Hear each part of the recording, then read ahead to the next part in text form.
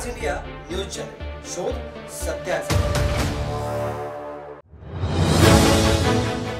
नवी मुंबई क्षेत्रातील inclusive housing अंतर्गत EWS साठी नियमानुसार देयक असलेली 791 घरे नवी मुंबई महानगरपालिकेने विकासकांकडून न घेतल्याने सुमारे 1000 कोटी रकमेचा आर्थिक गैरप्रकार झाल्याचे आमदार श्री विक्रांत पाटील यांनी पावसाळी अधिवेशनात निदर्शनास आणून दिले। या विषयात विधान परिषदेचे सभापती श्री राम शिंदे यांच्या दालनात विशेष बैठकीचे आयोजन करण्यात आले होते। आढाव्यादरम्यान नगरविकास खात्याच्या अधिकाऱ्यांनी यामध्ये चूक झाली असल्याचे मान्य केले। यावर सभापती महोदयांनी दिलेल्या निदर्शनानुसार अप्पर मुख्य सचिव यांच्या अध्यक्षतेखाली उच्चस्तरीय चौकशी समिती नेमण्याची प्रक्रिया सुरू झाली असून माननीय उपमुख्यमंत्री एकनाथ शिंदे यांनी सदर समितीचा प्रारूप आराखडा त्वरित मंजूर करण्यास आदेश दिला आहे। या बैठकीत विधान परिषद सभापती श्री राम शिंदे, आदरणीय विक्रांत पाटील, श्री असीम गुप्ता, अप्पर मुख्य सचिव नगरविकास व गृहनिर्माण, श्री विजय सिंगल, व्यवस्थापकीय संचालय सिडको, श्री कैलास शिंदे, आयुक्त नवी मुंबई महानगरपालिका, श्री गणेश देशमुख, सहव्यवस्थापकीय संचालक सिडको, तसेच श्री विलास आठवले, सचिव विधान भवन हे अधिकारी उपस्थित होते।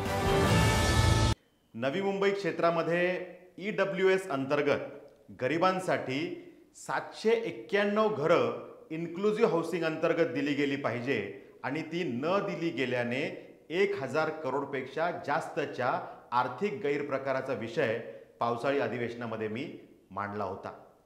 त्या विषयाची मागणी मी केली आणि कशा पद्धतीनं त्यामध्ये अनियमितता आहे हे दाखवण्याचा प्रयत्न केला होता।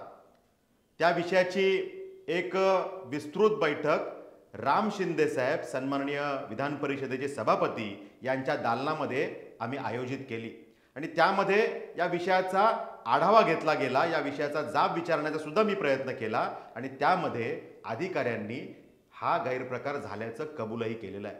खरं तर 10 लाखांपेक्षा जास्त लोकसंख्या असलेल्या ज्या महापालिका आहेत त्यामध्ये 4000 स्क्वेअर मीटरपेक्षा जास्तच्या भूखंडावर जर का विकासक बांधकाम करणार असेल तर त्यामध्ये 20% घरं ही EWS अंतर्गत गरिबांसाठी दिली पाहिजे। हा नियम आहे, हा GR आहे आणि मग ह्याचं व्हायोलेशन करत नवी मुंबईमध्ये पहिल्या टप्प्यामध्ये 5 विकासकांकडनं 148 घरं घेतली, ती गरिबांना दिली, पण त्याच कालावधीमध्ये इतर 11 विकासकांकडून मात्र ही EWS ची घरं घेतलीच नाहीत आणि त्यांना कशाबद्दल रिलॅक्सेशन दिलं, कशाबद्दल सूट दिली याचं उत्तर मात्र अधिकाऱ्यांकडे नाहीये आणि त्यामुळे ह्याच्यावरती एक उच्चस्तरीय समिती नेमावी ही मागणी मी केली होती अधिवेशनात। त्यामध्ये सकारात्मक उत्तर मला मिळालं होतं, पण आता सभापती महोदय राम शिंदेजी यांनी पुन्हा निर्देश दिले आणि आता या विषयाला मार्ग मोकळा झालेला आहे। उपमुख्यमंत्री महोदयांनी याचं प्रारूप तयार करण्यासाठी मान्यता दिली आहे आणि येणाऱ्या 3-4 दिवसामध्ये या विषयाची समिती गठीत होणार आहे आणि या विषयाची सखोल चौकशी होणार आहे। मला वाटतं की गरिबांसाठी हा दिलासा देणारा विषय आहे।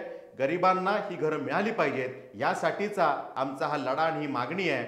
लवकरच या विषयामध्ये आम्हाला मार्ग मोकळा होईल, सकारात्मक त्या ठिकाणी मार्ग मोकळा होईल ही अपेक्षा आहे।